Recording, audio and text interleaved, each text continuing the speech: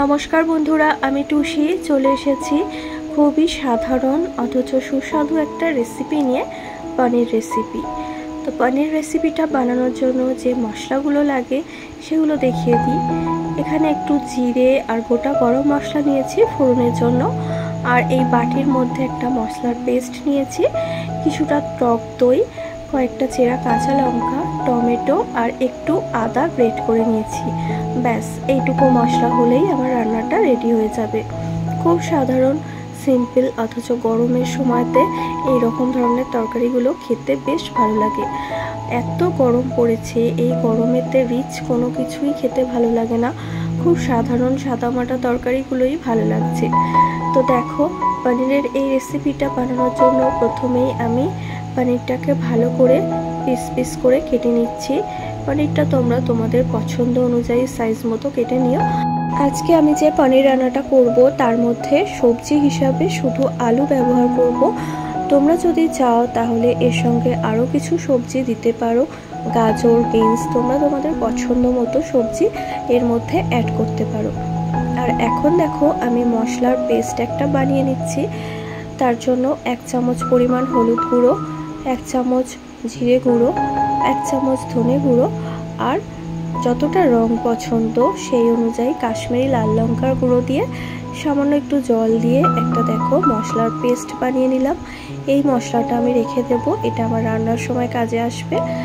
আর একটা কাজ আমাকে করতে হবে, সেটা হলো এই টক দইটা যেটা রান্নার জন্য ব্যবহার করব, এই টক দইটার মধ্যে সামান্য একটু নুন দিয়ে টক দইটা ভালো করে স্মুথ করে ফেটিয়ে নিয়েছি। দেখো, এবার একটা কড়ার মধ্যে সাদা তেল গরম করে তার মধ্যে পনিরগুলো আমি একটু হালকা লাল করে ভেজে নেব। খুব বেশি কড়া করে পনিরগুলো ভাজবো না, কারণ খুব বেশি কড়া করে ভাজলে পনিরের যে সফটনেস থাকে সেটা অনেকটাই চলে যায়। তবে যদি কেউ কড়া ভেজে খেতে পছন্দ করো, তোমরা তোমাদের পছন্দ মতো লাল করে ভেজে নিও। আমি যেরকমটা পছন্দ করি সেইভাবে পনিরটা ভেজে নিচ্ছি। আর পনিরটা ভেজে নিয়ে আমি একটা ডিশের মধ্যে নুন জল গুলে রেখেছি। সাদা প্লেন ঠান্ডা জলের মধ্যে বেশ কিছুটা নুন দিয়ে গুলে রেখেছি। এই জলের মধ্যে পনিরগুলো তেল থেকে তুলে আমি ডুবিয়ে দেব, এতে করে পনিরটা অনেকটা বেশি সফট হয়। তোমরাও এইভাবে করে দেখো, নুন জলে পনিরটা ভেজালে পনিরের মধ্যে আলাদা একটা সফটনেস আসে। তো দেখো, সবগুলো পনির আমার ভাজা হয়ে গেছে। এখন এগুলোকে আমি জলে ডুবিয়ে দেব, ততক্ষণে মশলাগুলো কষাবো, পনিরগুলো এদিকে জলের মধ্যে ভিজতে থাক।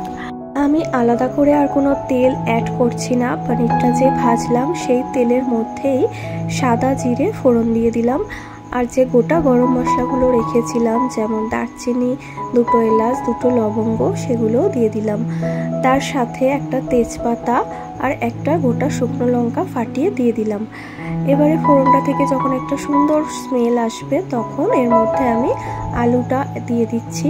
আলুটা আমি খুব বেশি পরিমাণে দিইনি, কারণ বেশি আলু দিলে পনিরের রেসিপি ভালো হয় না। সামান্য পরিমাণেই আলু দিয়েছি। আলুটা দেওয়ার সাথে সাথেই আমি এর মধ্যে আন্দাজ মতো নুন দিয়ে দেব। এর ফলে কি হবে, তেলের মধ্যে আলুটা নাড়াচাড়া করতে করতে নুন দেওয়ার ফলে অনেকটা নরম হয়ে আসবে, প্রায় আধসিদ্ধ হয়ে যাবে। তো দেখো, নুন দিয়ে খুব ভালো করে নাড়াচাড়া করে নিচ্ছি আলুটা। এবারে যখন আলুটা নাড়াচাড়া করতে করতে হালকা একটা ব্রাউন কালার আসবে আলুর মধ্যে, সেই সময় এর মধ্যে আমি টমেটো কুচিগুলো অ্যাড করে দিলাম। টমেটো কুচি দিয়ে খুব ভালো করে নাড়াচাড়া করে নিচ্ছে আর একটু। এবারে এরপরে এক এক করে সমস্ত মশলাগুলো আমাকে দিতে হবে। দেখো, টমেটোটাও একটু ভাজা ভাজা হয়ে গেছে আলুর সাথে। এখন আমি গ্রেট করে রাখা 1 চামচ পরিমাণ আদা এর মধ্যে দিয়ে দিলাম।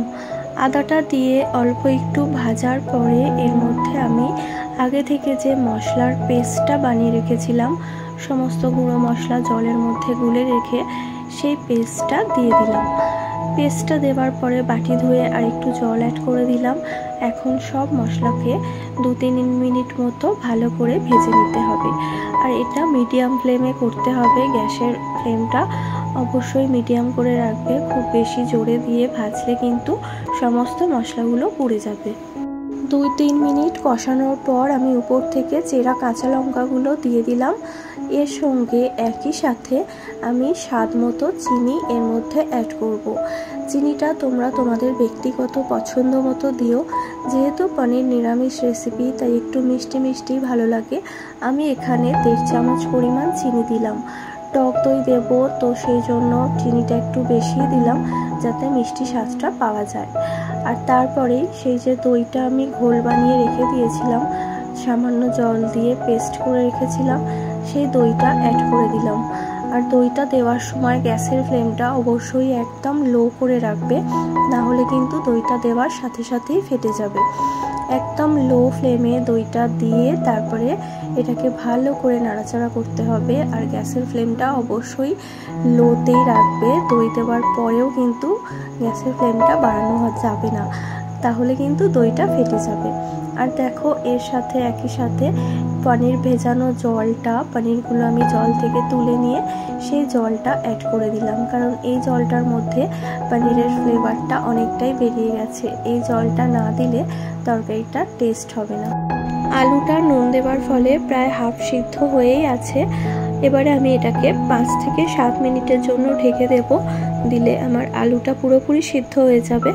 তো দেখো 5 থেকে 7 মিনিট পরে আমি ঢাকাটা খুলে নিয়ে এর মধ্যে আগে থেকে ভেজে রাখা পনিরগুলো দিয়ে দিয়েছি। দিয়ে পনিরগুলো খুব ভালো করে এর সাথে মিশিয়ে দিয়ে আরও একবার ঢেকে দেব 5 মিনিটের জন্য, যাতে পনিরের মধ্যে তরকারির সমস্ত ফ্লেভার স্বাদটা ঢোকে ঠিকঠাক করে। আরও 5 মিনিট ফোটানোর পরে দেখো একদম রেডি হয়ে গেছে তরকারিটা। এখন আমি গ্যাসের ফ্লেমটা অফ করে দিলাম। এবারে এটাকে আমি সার্ভ করে দেব। বন্ধুরা, তোমাদের যদি রেসিপিটা ভালো লাগে তাহলে অবশ্যই লাইক করে শেয়ার করে দিও। আর নতুন বন্ধু যদি এসে থাকো, তোমাদের যদি আমার রেসিপি ভালো লাগে তাহলে চ্যানেলটা সাবস্ক্রাইব করে আমার পাশে থেকো। চলো, সবাই খুব ভালো থেকো, সুস্থ থেকো। দেখা হচ্ছে পরবর্তী ব্লগে।